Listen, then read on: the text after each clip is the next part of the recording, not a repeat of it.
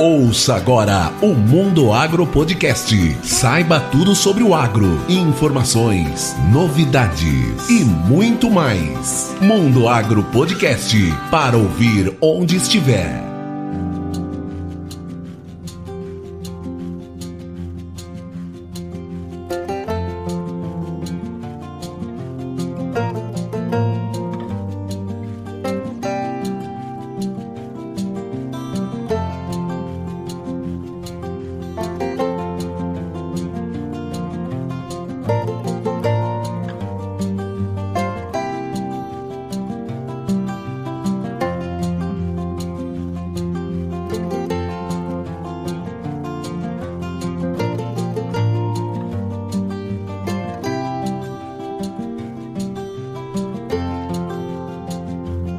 Bem-vindo ao Mundo Agro Podcast, o seu podcast sobre o agronegócio. E no episódio de hoje, o Gustavo Avelar traz uma entrevista fantástica com o engenheiro agrônomo e diretor-presidente da SLC Agrícola, Aurélio Pavinato. Ele fez carreira dentro da SLC e vai contar como é essa trajetória da base ao topo. Mas antes de começar, vamos aos recados. O Mundo Agro Podcast está nas redes sociais como @Mundo Agro Podcast. E se você quiser mandar um e-mail, uma sugestão de pauta, uma crítica ou qualquer outro assunto, escreva para mundoagropodcast@gmail.com. Lembrando que você também pode ser um apoiador do Mundo Agro Podcast. Para isso, basta acessar o PicPay ou o Padrim com o link na descrição deste episódio. E vamos lá a essa entrevista.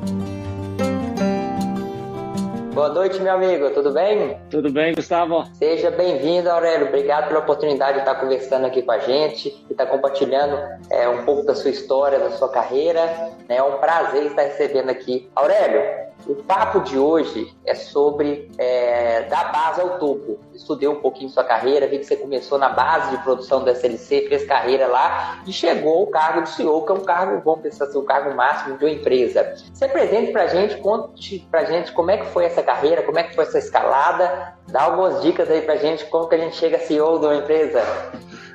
Legal, Gustavo. Obrigado pelo convite, pela oportunidade de contar um pouquinho da minha história pessoal e profissional. Acho que não dá para desvincular as duas histórias, né? E então eu começo começando um pouquinho antes, como é que eu cheguei, como é que eu comecei no agro. Na verdade, eu nasci no agro, né? Eu nasci no noroeste do estado do Rio Grande do Sul, cidade de Vista Gaúcha. Lá tinha uma comunidade de 52 famílias do interior, não tinha escola de primeiro grau. Normalmente as famílias, os filhos das famílias faziam até a quarta série e depois paravam de estudar, né? E eu, naquela época, com aquela idade, a minha vontade era de estudar. E aí eu tomei coragem e subi o morro a pé, 5 quilômetros, para chegar em Vista Gaúcha, onde eu comecei a fazer daí o primeiro grau. E então o start e a vontade de estudar foi o fundamento da minha carreira. Que de lá para cá eu concluí o primeiro grau. Como meus pais eram pequenos produtores e não tinham recurso financeiro para suportar um estudo privado, por exemplo, eu tinha que correr atrás de alguma universidade. O segundo grau era difícil, tinha que ir para a cidade fazer o segundo grau. Aí, felizmente, eu fui lá em Frederico Westphalen e aí fiz o colégio agrícola. Então eu sou formado no segundo grau, já no colégio agrícola. E a expectativa naquele momento era, vou me formar como técnico agrícola e vou trabalhar no mercado. Na época existia muitas integrações na região sul, produção de frango e de suínos, e era um mercado grande para técnicos agrícolas, né? E aí eu tinha aquela perspectiva naquele curto prazo, né? Mas aí lá no colégio agrícola surgiu, e aí do terceiro ano eu estava no segundo, consegui me encaixar naquela viagem, e aí participei da excursão, cheguei lá, vi que tinha uma universidade, que tinha casa de estudante, que tinha restaurante universitário e que era possível fazer a faculdade, e com os poucos recursos que eu tinha na época, né? Ou que meu pai tinha na época. E assim começou a minha carreira como agrônomo. Formei agronomia em Santa Maria, depois fiz o mestrado na URGS em Porto Alegre, e aí quando concluí o mestrado, chegando na empresa daí, quando eu concluí o mestrado, na época, em 93, eu tinha 2 ou 3 opções. Eu poderia ir para o mercado acadêmico, ser um professor de uma universidade, eu poderia ir para um centro de pesquisa, trabalhar com pesquisa, mas naquele momento eu tinha como meta de ir para a produção. E aí, felizmente, surgiu a oportunidade da SLC Agrícola, estava começando a crescer, na verdade, na produção agrícola, e eles queriam construir um departamento de planejamento agrícola e tecnificar a produção da empresa, lá em 93. Aí eu vim para a SLC Agrícola em 93, 27 anos atrás, para trabalhar no planejamento agrícola da empresa. Então, assim começou minha carreira na empresa. Primeiro emprego já foi na SLC Agrícola e está aí até hoje. Exatamente. Então teve uma época ali na metade da história que se falava, você tem que ter várias experiências, mudar de empresa, e eu nunca fui muito favorável dessas mudanças sem um objetivo maior, né? Então a SLC Agrícola, a mudança, quando você tem um objetivo maior de fazer uma mudança de emprego, mudança de empresa, mudança de estratégia, perfeito. Agora, se você está numa empresa boa, como é o caso da SLC Agrícola, e é uma empresa que estava crescendo muito, e eu ajudando a empresa a crescer, então eu comecei na SLC Agrícola, como na época eu era mestre em solos, e aí depois eu fui crescendo, que eu virei gerente de planejamento agrícola, e depois eu fiz o doutorado em ciência do solo. Então, uma das coisas também que ao longo da minha carreira como profissional, uma das coisas que eu coloquei como meta, eu quero ser bom em alguma coisa. E ser formado, especialista em alguma coisa. E na época, então, a minha carreira era técnica, ela não era de gestão, até então, né? E aí eu tinha opção ali em 2003, 2004, vou fazer um MBA e me especializar em gestão, ou eu vou fazer o doutorado e depois fazer um MBA. E a minha decisão na época foi, eu vou fazer o doutorado, concluir essa fase de formação técnica, eu fazia um trabalho na parte agronômica e de fertilidade do solo muito forte na SLC Agrícola. Eu ajudei a empresa a construir e desenvolver todas as fazendas que nós temos hoje na região do Cerrado. E aí eu fiz doutorado, trabalhando e estudando, abdicando de tudo nessa fase, uma fase de dedicação exclusiva ao trabalho e ao estudo. E aí depois que eu concluí o doutorado, que aí comecei a investir em formação e em gestão. Porque, na verdade, para você ser um gestor de qualquer negócio, qualquer companhia, aí a formação em gestão é fundamental, né? Então não basta a formação técnica. A formação técnica, ela é necessária, ela é importante, tem várias áreas de formação que são fundamentais, que o mercado demanda, mas a formação em gestão que eu comecei na sequência.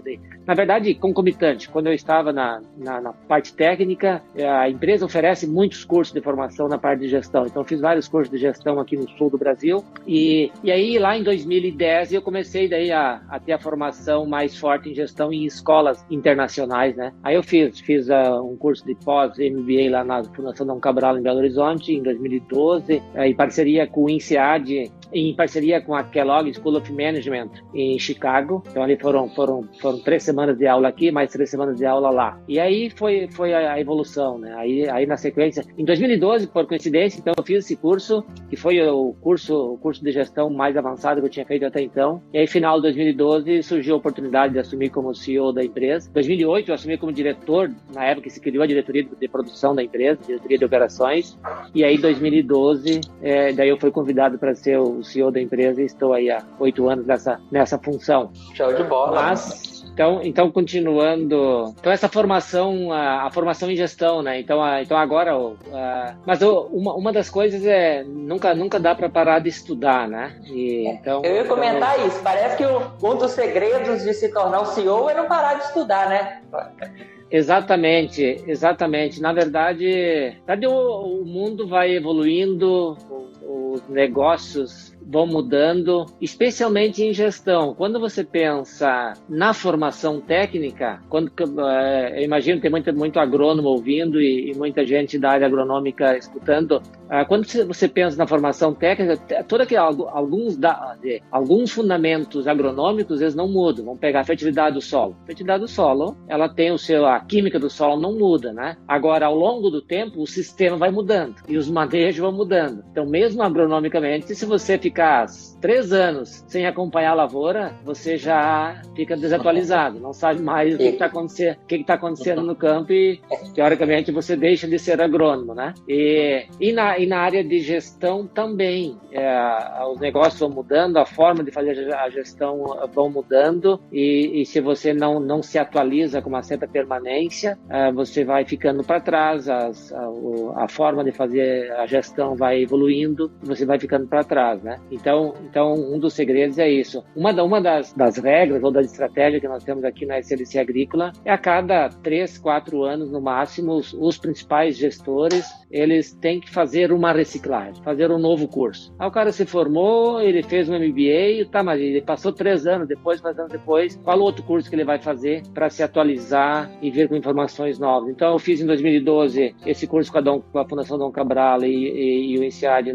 em Kellogg, na School of Management em Chicago. Depois, em 2016, eu fiz o PGA, que é o Programa de Gestão Avançada, também da Fundação Dom Cabral, em parceria com o INSEAD na França. E agora eu estou comecei o ano passado, um curso de gestão na Harvard University. E é um curso, é o chamado OPM, Owner President Management. É um curso que foram 3 semanas o ano passado, 3 semanas é para ser este ano, depende aí do Covid e da agenda, está programado para setembro, e mais 3 semanas o ano que vem, aí fecharia o curso aí é uma turma internacional de estudantes sobre gestão, né? E então isso tudo é necessário, né? Se manter sempre estudando, né?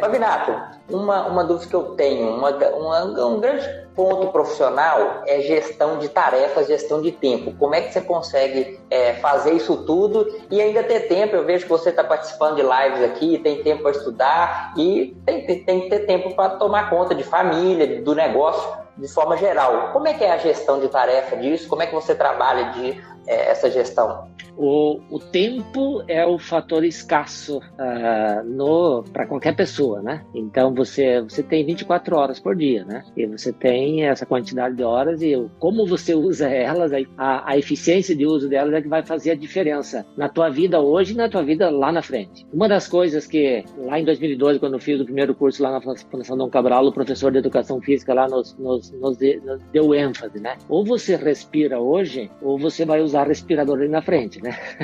Então, uma das coisas que ele foi muito enfático a preparação física, né? E aí ele falou, tem gente que não consegue manter o preparo físico porque não tem tempo, né? Ok, numa semana tem 168 horas, você não consegue tirar 3 horas para ti durante essa semana, então é sinal que você está fazendo uma gestão do teu tempo de uma forma não muito eficiente. Quando eu cheguei na empresa em 93, na época, como é que era o sistema de transporte? Saía de Horizontina, aqui no sul, para ir lá para Balsas, no Maranhão. Pegava o Lopes. Quantos hectares naquela época? Na época, nós plantávamos 24 mil hectares a empresa plantava. 24 mil, hoje nós estamos plantando 450, né? E 1.000 hectares. Na época tinha 3 fazendas no Cerrado, lá no Maranhão, em Goiás e Mato Grosso do Sul. Mas aí eu saía de Horizontina, de Lopes Tour, que era o ônibus que transportava na época, e chegava no Maranhão 3 dias depois, né? E chegando lá em Balsas, o primeiro curso que eu fiz foi sobre gestão de tempo. Tinha um professor lá que estava dando um curso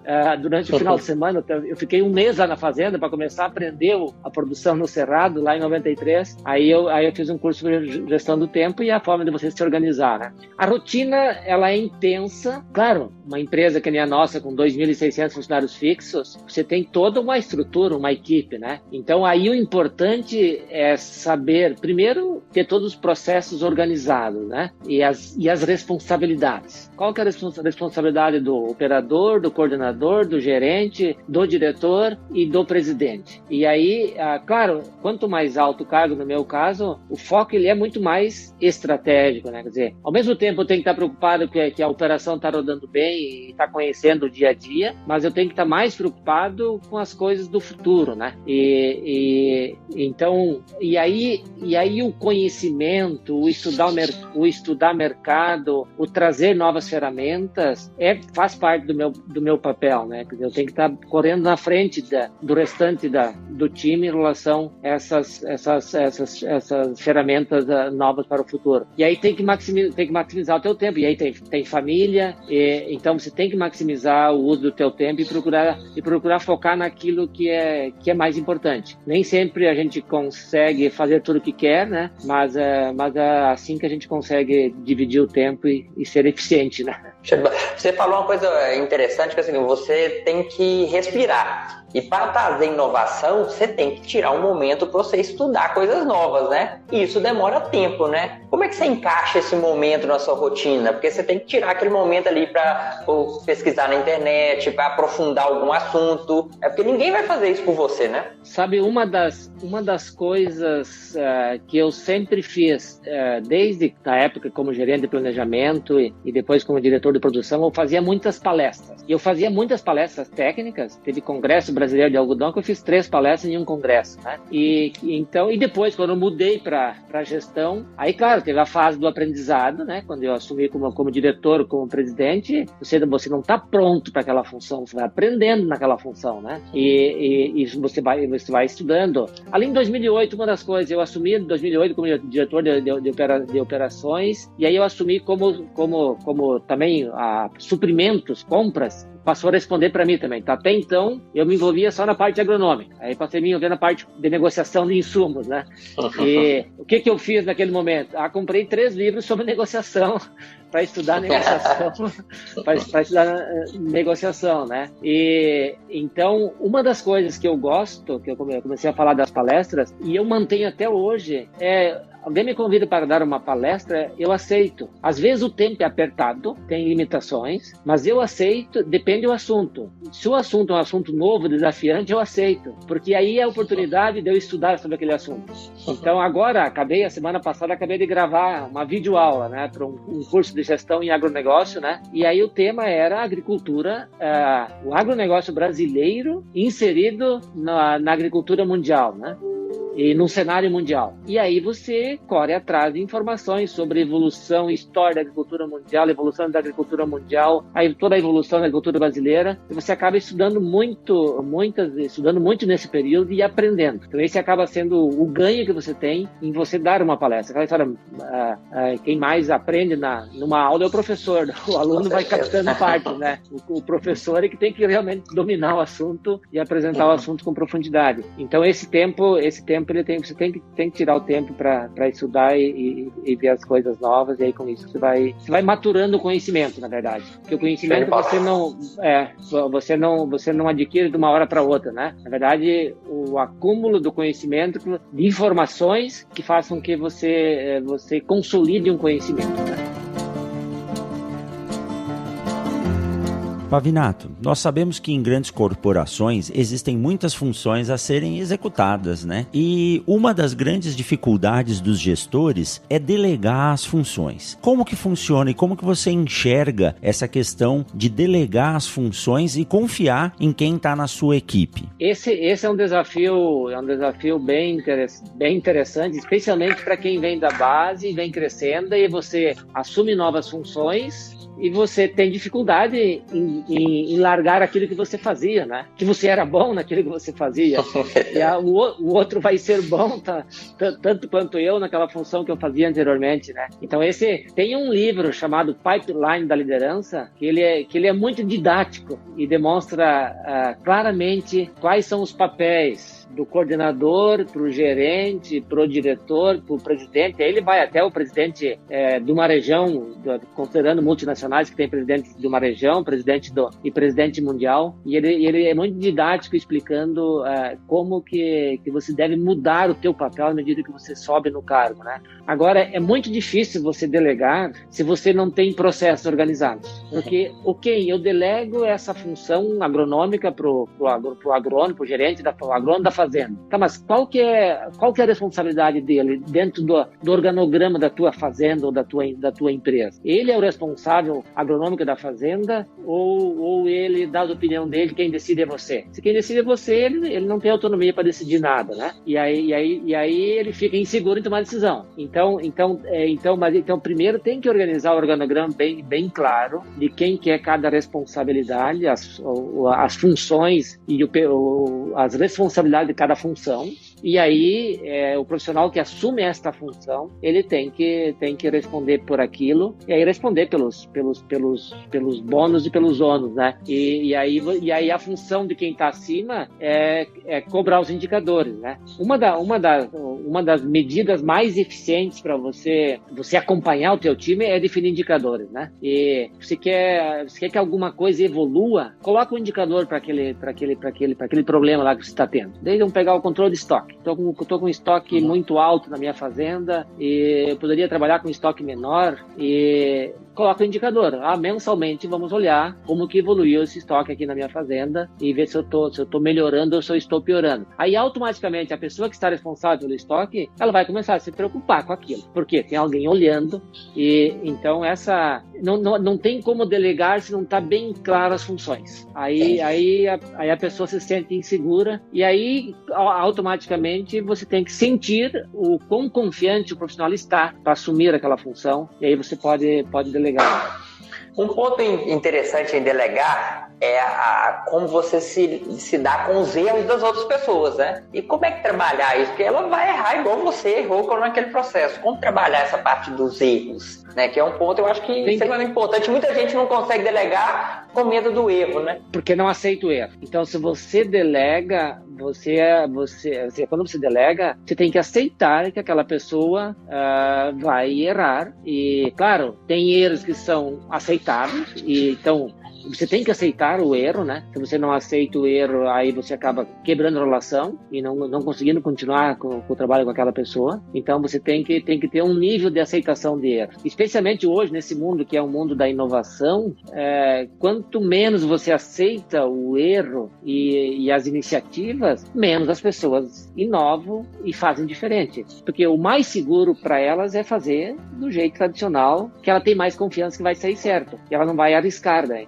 Então, se você aceita o erro, a pessoa vai se aventurar e vai arriscar e vai apostar e vai fazer diferente. Então, esse nível, claro, é muito difícil, depende de cada um, mas você tem que definir limites, né? Não, esse nível de erro eu aceito, é necessário, faz parte da aprendizagem e ao mesmo tempo, você sabe que nenhuma empresa, nenhuma fazenda consegue crescer e evoluir com uma pessoa tocando tudo. Então, eu tenho uma meta de crescer. Eu planto 1.000 hectares, eu quero plantar 3.000, eu quero plantar 5.000. Eu não vou conseguir fazer sozinho isso, né? Então eu tenho que ter um time que vai me ajudar a fazer essa atividade. E claro, os erros fazem parte do processo, mas tem que olhar o macro, né? Quer dizer, o conjunto do trabalho, ele é bom, ele está crescendo, ele está evoluindo, ele está aprendendo, vamos apostar no profissional, né? E é assim que a gente aposta nos profissionais, e nós na empresa apostamos muito em gente jovem, né? A gente contrata pro profissional na faculdade, traz ele como estagiário, depois coloca ele como trainee. Então o trainee, ele não é responsável, ele está aprendendo com o agrônomo, e aí depois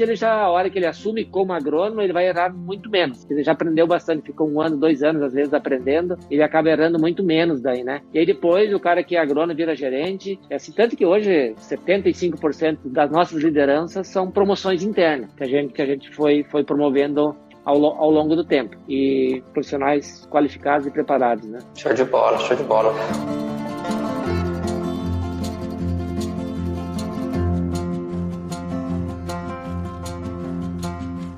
E Pavinato, com a evolução da tecnologia, será que essas inovações vão substituir o profissional do agro no mercado de trabalho? Ou o profissional ainda vai se manter e as tecnologias vão só ajudar? Qual que é o seu pensamento a respeito disso? Não, ela não vai substituir.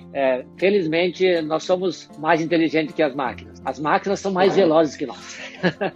A máquina consegue fazer muito mais coisa em menos tempo. Mas a tecnologia, na minha visão, ela vai ajudar o homem a ser mais eficiente em qualquer setor. No agro também. E o agro é um setor. Eu até nessa aula que eu estava preparando esse dia, eu estava analisando a evolução, né? O agro como fornecedor de comida, né? Que é a principal função do agro a nível mundial, é fornecer comida. Mas o agro tem um papel importante ainda, e lá antigamente era esse o papel também, que era um papel social, né?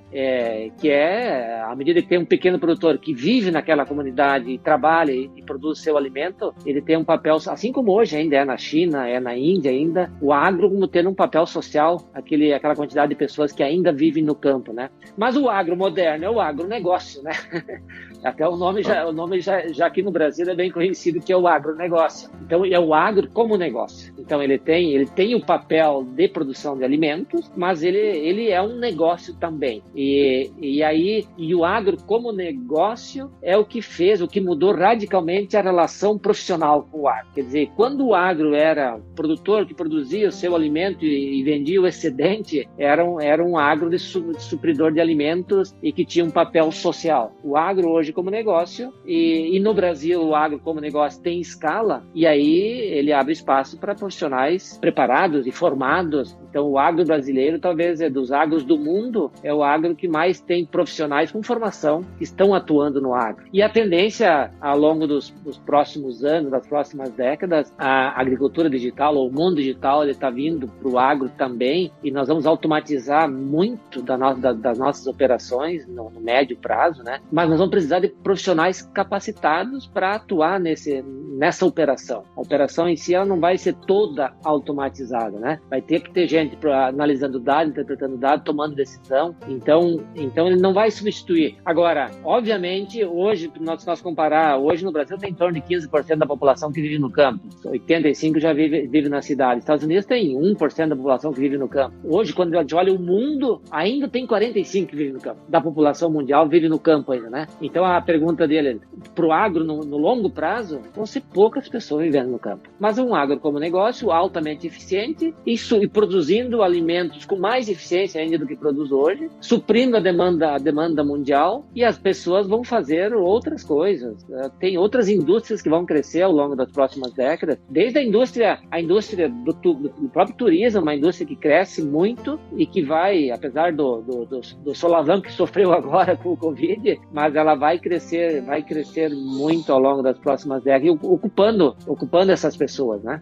E a própria indústria no agronegócio está caminhando agora, né? Eu moro em Sinop, norte do Mato Grosso, e agora que está vindo as indústrias pesadas, estão vindo as indústrias de etanol. Nós não temos uma indústria, por exemplo, de frigorífico pesado em termos de frango e porco. Isso aí vai dar muito emprego ainda, né? Isso é um mercado que vai crescer muito. Mas aí a agregação de valor na cadeia, né? Quer dizer, o agro produz o primário. Tá, mas na cadeia, o quanto que o agroindustrial pode incrementar, né? Então, esse é um espaço que o Brasil deve ocupar nos próximos anos, que é de industrializar mais, e não só vender produto primário, né? Que é agregar mais valor na cadeia. E investir em tecnologias mais modernas ao longo dos próximos anos que geram mais valor, na verdade, né? Eu estava analisando, quer dizer, o agro por si só, no Brasil, o agro é muito importante, a cadeia do agro, 22% do PIB. Vai crescer a nossa produção, a nossa área plantada ao longo das próximas décadas, mas o Brasil hoje tem um PIB per capita de $9 mil. Nós vamos chegar a $30 mil somente com o agro? Não.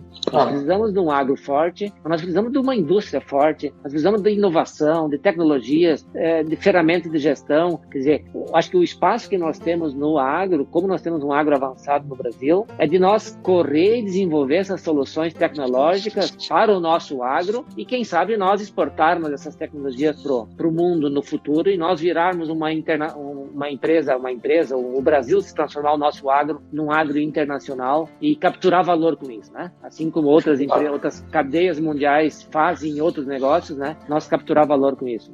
Favirado, falar um pouco de carreira. Você falou que a SLC forma a maioria dos gestores dela, né? E eu queria fazer uma pergunta. O que vocês buscam nos novos profissionais? O que brilha os olhos seus quando você encontra o profissional e fala, isso aqui vai ter futuro dentro da empresa? O que vocês estão buscando? O sonho. O sonho é o que define e orienta as ações. Não adianta o cara profissional ter uma boa formação se aquilo que ele está sonhando para a vida dele não encaixa com o sonho da SLC Agrícola. A SLC Agrícola tem um sonho, nós até denominamos de sonho grande nosso, e que é olhando lá na frente. O nosso sonho grande qual que é? É impactar positivamente as gerações futuras, sendo líder mundial em eficiência no negócio agrícola e respeito ao planeta.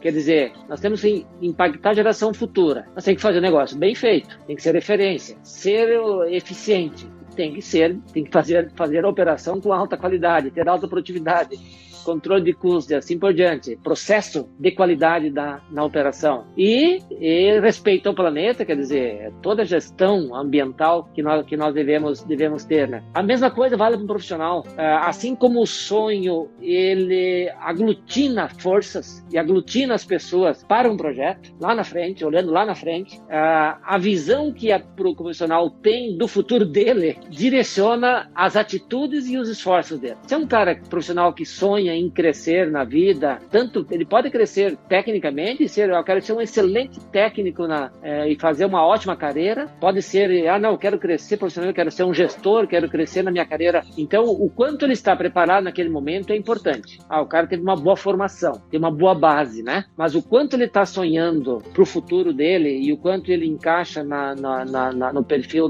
do sonho da empresa é fundamental. Porque se ele não tem esse perfil, esse enquadramento de perfil, ele pode até vir trabalhar para você, o cara é competente e tal, mas ele está sonhando com outras coisas e amanhã depois ele vai embora. E enquanto ele está aqui sonhando com outras coisas, ele não está dando o máximo de si, ele não está fazendo o melhor dele, ele está fazendo a rotina. E na prática, quando a gente pensa em atividade, em atuação profissional, você não faz com perfeição sem dar o seu melhor, né? Então, só consegue fazer com profissional se você dá o seu melhor. Então, por isso que é importante o profissional ter esse perfil e ter esse alinhamento com a estratégia da empresa. Deixa eu te perguntar uma coisa até mais profunda. Como é que você trabalha essa parte de metas suas pessoais, de sonho? Você escreve, você coloca isso no papel ou você coloca isso de cabeça? Você tem um período seu que você define suas metas pessoais? Não, exatamente.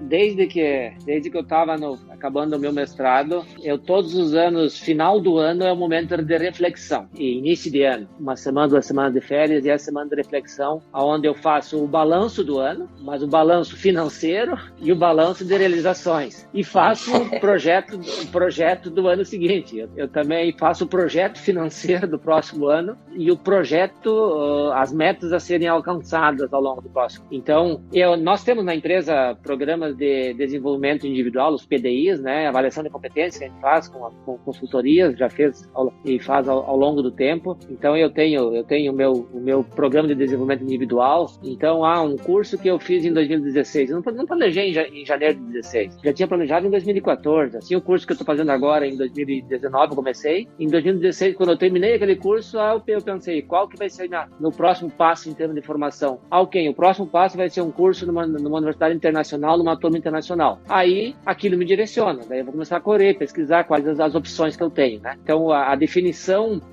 de metas, isso vale para a empresa. Nós reformulamos o planejamento estratégico da empresa em 2014 e um dos grandes avanços que nós fizemos em 2014 foi definir claramente as metas dos diretores, dos gerentes, dos coordenadores e vincular essas metas com a estratégia da empresa. A gente tem várias ações estratégicas que a gente quer para a empresa e todas essas ações estratégicas se desdobram em metas profissionais. Aí você tem um alinhamento do que a gente quer para a empresa e o que cada profissional quer para si e como que ele deve atuar. E na vida pessoal também, se eu não tenho meta do que eu quero conquistar ao longo do próximo ano, dos próximos anos, e não coloco no papel isso, se eu sonho um dia e esqueço depois, tem que colocar no papel, né? Colocar no papel, esse ano eu planejei estudar inglês, eu planejei em fazer um curso de finanças, e aí chega lá no final do ano, você vai lá e checa e não fez, aí você está sendo ineficiente, né? Quer dizer, você sonha com uma coisa e não executa. Não adianta sonhar com uma coisa e não executar. Se você sonha com alguma coisa e não executa, você não constrói a tua carreira. Então, a pergunta de formação de carreira, na verdade, é você colocar meta, correr atrás, estudar muito, e aí você vai construindo. Porque a carreira, ela não aparece. Eu quando comecei lá 20 27 anos atrás, eu não imaginava que eu ia crescer profissionalmente como eu cresci. Eu tinha vontade de crescer. Naquele primeiro momento, a minha meta, eu quero ser um excelente agrônomo, né? E aí tu corre atrás para ser um excelente agrônomo, né? Aí depois, consegui virar gerente, eu quero virar diretor. Depois que eu era diretor de operações, ok, eu acho que analisando bem, eu posso ser presidente de uma empresa. E eu tenho potencial para isso, né? Tá, mas e ali em 2010, em 2010 que eu pensei a primeira vez isso, né? Eu estava me preparando, não vou me preparar para 2015 eu ser presidente. 2015. Mas aí comecei a me preparar. Fiz o curso em 2012, né? De gestão. Aí, no final de 2012, surgiu a vaga antes da hora. Sempre assim, né? Mas é sempre assim. Mas aquela história. Mas eu estava preparado para a vaga, né? E a preparação que eu tinha feito até então me permitiu assumir a vaga. Se eu não tivesse sonhado com aquela vaga, a vaga teria surgido, eu não teria percebido a vaga, alguém teria sido escolhido para ser o CEO da empresa e eu, quem sabe, continuaria na função que eu estava anteriormente, né? Então aí eu percebo muita gente que às vezes as pessoas, mas qual a oportunidade que eu tenho para crescer? Mas ela não se prepara, surge a vaga e ela não é escolhida, porque ela não está preparada. Aí porque as vagas eu sempre falo pro nosso time também, né? Sempre surge vaga, né? E infelizmente o agro está crescendo, como o agro está crescendo, sempre surge vaga, né? Surgem vagas em vários níveis, desde função de diretor, que a gente não imaginava que teria há 10 anos atrás, que hoje tem, né? E aí as pessoas, ela tem que se preparar, né? Não, se ela quer crescer, primeiro se prepara. E o segundo ponto que eu gosto de realçar quando eu falo com o nosso time também hoje eu sou um coordenador, eu quero ser gerente. Tá? Comece a se comportar como gerente. Comece a tomar atitudes de gerente. Aí tu vai ser percebido como sendo um potencial gerente, né? E não tenha comportamento. Assim como o operador quer virar coordenador, e isso nós temos na nossa empresa, né? Começa a tomar atitudes de coordenador. Começa a ter uma visão maior da operação. Começa a dar as suas contribuições, né? Aí tu vai ser percebido como tendo talento para conduzir a função nova, né? Assim que eu vejo a construção da carreira ao longo do tempo, né? Primeiro é sonhar, né? Ninguém chega a lugar nenhum se não sonha com alguma coisa melhor, porque o sonho ele te gera energia e força para você correr atrás. A dificuldade quando você tem um sonho maior, a dificuldade do dia a dia fica secundária. Agora, se você não tem um sonho maior, a tarefa do dia a dia é pesada. É sofrido daí, né? Sofrido. Eu falo que a parte de sonhar, ela deixa tudo mais fácil. Quando acontece um problema, você tem um porquê. Eu tô fazendo isso porque eu quero isso, porque eu desejo isso. E as coisas vão passando, você aprende que tudo é passageiro na vida, né? Te dá mais resiliência para enfrentar as dificuldades. Na verdade, é isso, né? Vou fazer um resumo aqui. Você falou dos pilares até agora. Você falou de sonho, falou de capacitação. Continuar estudando sempre, né? Entrar em ação, não adianta só planejar e não colocar em ação aquilo que você deseja. E a parte de relacionamento social, poxa, assim, como é que funciona isso na carreira? Falando muito da parte técnica, né? Mas o relacionamento.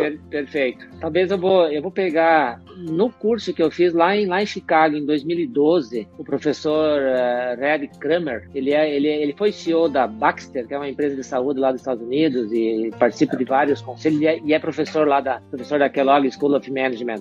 E ele na época, ele falou algumas experiências dele e ele listou cinco dicas ou 5 atitudes para você ter uma boa liderança, né? E aí a primeira delas que ele listou foi refletir. Quer dizer, não basta você fazer, você estudar, você tem que pensar, refletir sobre o que você fez, self-reflection, ele colocou em inglês, né? E aí pensar, refletir, aprender com o que você acertou, aprender com o que você errou, você aprende mais do que você erra do que você acerta, né? Então a reflexão como sendo uma atitude essencial para uma boa liderança. O segundo é manter um olhar de perspectiva. Você não pode ficar limitado a uma solução, a uma alternativa, é manter um olhar de perspectiva. O terceiro ponto é manter um equilíbrio de vida. E aí, aquilo que eu comentei anteriormente, quer dizer, se você não está bem consigo, é muito difícil acreditar que você vai conseguir liderar e ser inspirador para os outros, né? Porque você tem que estar bem consigo, tem que gostar daquilo que você faz, aí os outros passam a admirar aquilo que você faz, como você decide, e você acaba sendo uma liderança, porque a liderança não é você que vira líder, né? São os outros que te colocam em posição de liderança, né? Assim como eu falo, os outros que te promovem. Não é você que é promovido, porque se você construiu a confiança dos outros, ninguém é promovido quando se um profissional trabalha com 8 e os outros 7 não gostam dele. Não vai ser promovido, né? Os outros 7 gostando dele, gostando das ações dele, ele tem um suporte para ser promovido, né? E nós que trabalhamos com liderança, a gente sabe que a gente vai escolher quem para promover. Quem tem o respeito, quem tem liderança, né? Junto aos outros, né? Então manter um equilíbrio de vida é fundamental. E aí tem toda a teoria que no passado tinha que separar trabalho e família, e que hoje já mudou, né? É muito difícil separar as duas coisas, né? E aí se separar o bem-estar social, aí a questão do convivial é fundamental. As relações sociais são importantes, o network é importante. Quer dizer, o ajudar o outro, ele é importante, não gera prejuízo nenhum para você, gera benefício, gera bem-estar. Então tudo isso faz parte de manter um equilíbrio de vida, né? Isso. E aí quando a gente estuda a história dos grandes líderes, eles não foram grandes líderes porque eles fizeram obras sozinhos mirabolantes, né? Eles foram grandes líderes porque eles coordenaram uma ação coletiva de uma massa, de uma empresa, de um coletivo que queria realizar um grande projeto, né? Com raras exceções. O quarto item que ele listou é você ser forte e ser autoconfiante, porém com humildade. Ele frisou isso, porém com humildade. Mas você tem que ter as suas convicções. Você não pode ficar inseguro, ter insegurança, né? E a convicção, a segurança, ela vem de toda a tua base de formação, né? Então aí é aquela história, né? Às vezes eu vejo até palestras e eventos, né? Às vezes até palestras agronômicas, né? O profissional lá na frente falando e nervoso e se atrapalhando. E a receita é bem simples, né? Quem que fica nervoso quando vai fazer uma apresentação, uma palestra? Porque não está preparado, né? Não se preparou adequadamente, fica nervoso, né? Está inseguro, né? Está inseguro, a pessoa fica nervosa. Se a pessoa está segura, não fica nervosa, né? Ela fica nervosa porque ela está insegura. Então, para resolver o problema de segurança, se prepara. O problema de nervosismo, se prepara, né? Aí você resolve o problema de nervosismo, né? Então ser confiante é o quarto item que ele listou como sendo fundamental. Porém, com humildade, né? E o último item que ele listou é gerenciar a expectativa das pessoas. Porque cada um tem uma expectativa, né? E tem um sonho, né? E não adianta oferecer mais do que a expectativa da pessoa, né? E aí tem um outro ditado que diz, né? A tua felicidade está de acordo com a realização da tua expectativa. Se a tua expectativa é baixa, vai e conseguiu aquilo, o cara tá feliz da vida. Se a tua expectativa é alta, conseguiu muito mais que o outro, só que você tá triste, porque a tua expectativa era alta, né? A tua expectativa era alta, né? Contraste. Então, exatamente. Então, a felicidade, na verdade, é quando a realização ultrapassa a expectativa. Realização acima da expectativa, felicidade. Realização abaixo da expectativa, infelicidade. E a realização pode ser baixa, média ou alta. Não tem limite definido, né? Então, o gerenciar a expectativa das pessoas foi o quinto item que o professor Kramer listou como sendo essenciais, esses 5 itens, para você exercer uma boa liderança, né? Então a liderança é o resumo disso tudo, né? Quer dizer, é um conjunto que tem que ser muito bem arquitetado para conseguir você ter sucesso e construir o teu projeto ou construir a tua carreira. Show de bola. Pavinato, eu queria agradecer você por estar dedicando seu tempo para bater um papo sobre carreira. A gente recebe muitas perguntas sobre carreira, pessoas desanimadas, e o mercado agro crescendo muito. E por mais que a gente fale assim, tem muita gente desempregada, e tem muita vaga em aberto, a gente não consegue ter gente para encher essas vagas aí em aberto. Todas as revendas que eu conheço, todas as empresas têm vaga e pede gente e um monte de gente empregada. Então, isso a gente um consenso, e eu faço esse tipo de bate-papo para tentar mostrar para as pessoas o caminho. É uma jornada, não acontece da noite para o dia. Obrigado, aprendi muito hoje. Que é tudo, mas obrigado, desde quando eu te conheci lá no evento da Onagro, da Syngenta, você foi extremamente humilde e receptivo, a gente bateu um papo lá, você fez um vídeo, foi bem bacana, deu muita repercussão na época. Obrigado, parabéns pela sua carreira, parabéns pela história que você tem na SLC, e continue sendo essa pessoa carismática, risonha, sempre tá rindo, sempre dando risada, e tem essa vontade pela vida. Parabéns. Se você pudesse dar um recado para os novos profissionais do agro, que recado você daria? Bom, primeiro, obrigado, Gustavo, pelo convite. É a primeira vez que eu faço uma discussão pública desse tema, né? e também da minha carreira, né, profissional. Então, e para mim é gratificante, né, toda a história que eu construí profissional e na empresa. Então, eu estou muito feliz e realizado, e obrigado pelo convite. A mensagem que eu deixo para as pessoas que nos acompanham é: se preocupe em conversar, em ouvir quem está pensando e analisando os cenários futuros. Que você tem que apostar em alguma coisa que vai acontecer. Aquilo que do passado já foi. A vida hoje está mudando radicalmente, a forma de fazer as coisas, especialmente no nosso agronegócio, vai ser muito diferente ao longo dos próximos anos, né? Então, fique perto das pessoas que estão estudando o futuro, ouça elas, e aí se prepare. Se quer evoluir e construir esse futuro, se prepare, estude. O estudo e não basta estudar sozinho. Estudar sozinho é importante, necessário, mas a reciclagem em centros de ensino avançados do Brasil e do mundo, ele te faz provocações e te faz você andar na frente, na verdade. Então essa é essa mensagem que eu deixo para todos, e muito obrigado e boa noite. Grande abraço, Pavinato. Boa noite, um abraço.